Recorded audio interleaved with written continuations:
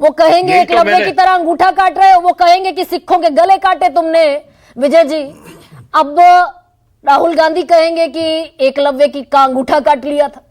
वीर सावरकर को ले आएंगे जिनकी मृत्यु हो गई 1966 में। प्रधानमंत्री कहेंगे कि, और अनुराग ठाकुर कहेंगे उनसे पहले कि तुमने तो सिखों के गले काटे, इमरजेंसी लगा दी, इससे बड़ा दाग और क्या होगा। तो ये इसमें फॉरवर्ड प्लानिंग या आज का जो होना चाहिए अगले 10 साल का एक दस्तावेज जो रखा जाना चाहिए, कहां से चले थे कहां पहुंचे, कितना अप्लाई हुआ, कास्ट, क्रीड, रेस, जितने भी आधार हैं जिन पर डिस्क्रिमिनेशन की इजाजत नहीं देता संविधान, खुलेआम हो रहा है। सेक्स पर भी है, महिला सुरक्षा की बात नहीं होती जी। जाति पर भी है, धर्म पर सबसे बड़ा बवाल है। हंसराज अहीर जो है लोकसभा में आंकड़े रखते दिखे कि 41% बढ़ गए धार्मिक और जातीय हिंसा के मामले। ये फेस सेविंग एक्सरसाइज थी क्या सर? बिल्कुल गरिमा जी, आप ठीक बात कर रही हैं। और ये महत्वपूर्ण नहीं है कि 25 मिनट कोई बोला है या 1 घंटा 50 मिनट बोला है, महत्वपूर्ण है कि क्या बोला है। और जो आप कर रही हैं वो ज्यादा मूल सवाल है कि क्या फॉरवर्ड प्लानिंग है, जो संविधान हमें मिला उससे क्या हमने हासिल किया है और क्या हासिल कर सकते हैं और क्या चाहते हैं।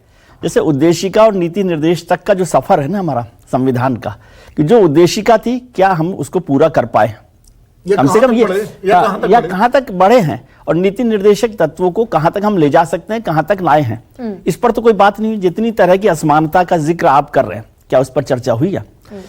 राहुल गांधी जी 25 मिनट बोले वो महत्वपूर्ण नहीं है, लेकिन 25 मिनट में क्या बोले ये तो महत्वपूर्ण है। क्या वो सवाल खड़े किए जो आप बार बार कर रहे हैं कि भाई उन्होंने चुनावी चर्चाओं में जो बात की वही बात उन्होंने की है। मैं दूसरे तरीके से भी इसको देखता हूं कि संविधान पर चर्चा को संविधान के आर्टिकल्स की चर्चा से जोड़ा नहीं जा सकता, क्योंकि संविधान का मतलब है हम 142 करोड़ लोगों की तस्वीर। क्या 142 करोड़ लोगों पर बोल रहे हैं, जिसका जिक्र वो एकलव्य के तौर पर करते हैं, मैं वहां तक सहमत हूं। लेकिन उन्हें तो सवाल करना चाहिए था। विपक्ष के नेता के पास सवाल थे, वो कह रहे हैं हम जब आएंगे जातिगत जनगणना करवा लेंगे। क्यों करवा लेंगे? हम देश को तो राहुल गांधी के प्रधानमंत्री बनने का इंतजार नहीं है ना। राहुल गांधी को तो प्रधानमंत्री से पूछना चाहिए कि आप जातिगत जनगणना करवा रहे हैं कि नहीं करवा रहे हैं। पहले तो आप जनगणना करवा रहे हैं कि नहीं करवा रहे हैं, ये सवाल होना चाहिए। आरक्षण को लेकर जो सवाल है 50% आरक्षण है या नहीं है, उस पर मौजूदा सरकार की क्या राय है, इसको लेकर बात होनी चाहिए।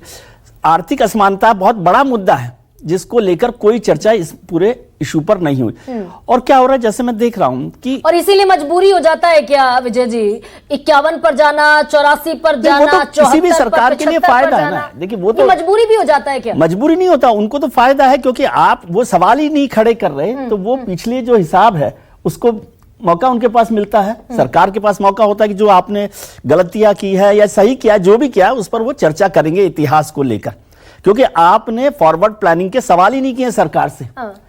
आप मुझे बताइए, प्रधानमंत्री 1 घंटा 50 मिनट बोले हैं, राहुल गांधी जी ने अपने 25 मिनट में क्या एक भी सवाल किया है प्रधानमंत्री से? उन्हें 25 सवाल करने चाहिए थे 25 मिनट में, जिसका जवाब उनको देना पड़ता। जब उनको सवाल ही नहीं थे तो वो अपना पूरा जो भी करना है उस पर बात कर सकते हैं। मैं तो बहुत हैरान था कि किस तरह की चर्चा, यानी कि विपक्ष भी फेल रहा तो सरकार भी फेल रही। बिल्कुल फेल रही, विपक्ष फेल रहा और इस फेलियर का फायदा उठाते हुए सरकार ने भी, कि एक तरह से ये जो 52 सांसदों ने बात की, माननीय सांसद, अभी आप इस पर फिर मुझ पर कुछ वो करवा देंगे, कंटेम्प्ट करवा देंगे या प्रिविलेज का मोशन ले आएंगे, लेकिन कोई बहुत सार्थक चर्चा उस तरह से नहीं हुई जिसको करना चाहिए था।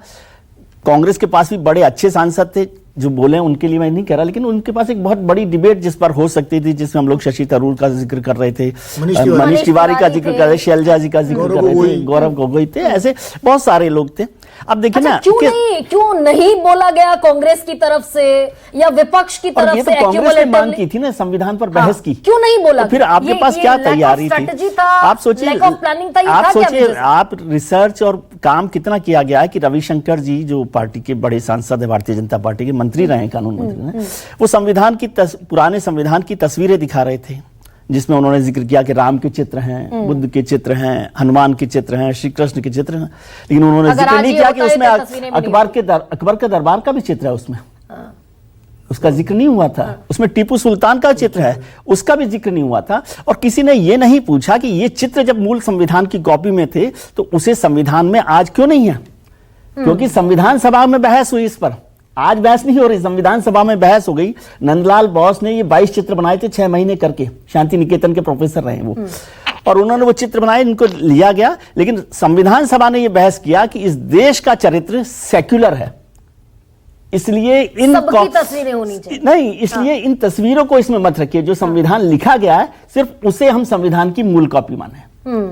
लेकिन क्या कोई बहस कर रहा है? बहस कर रहा है क्या? तो समीर चौगांवकर या एक चीज और मैं जोड़ देता हूं आपको, बहुत इंपॉर्टेंट बात है कि संविधान के संशोधनों को लेकर, बदलावों को लेकर ये तो खैर एक बड़ा एक गैर, नहीं, मैं इस पर एक बहुत छोटी सी बात आपको बता देता हूं।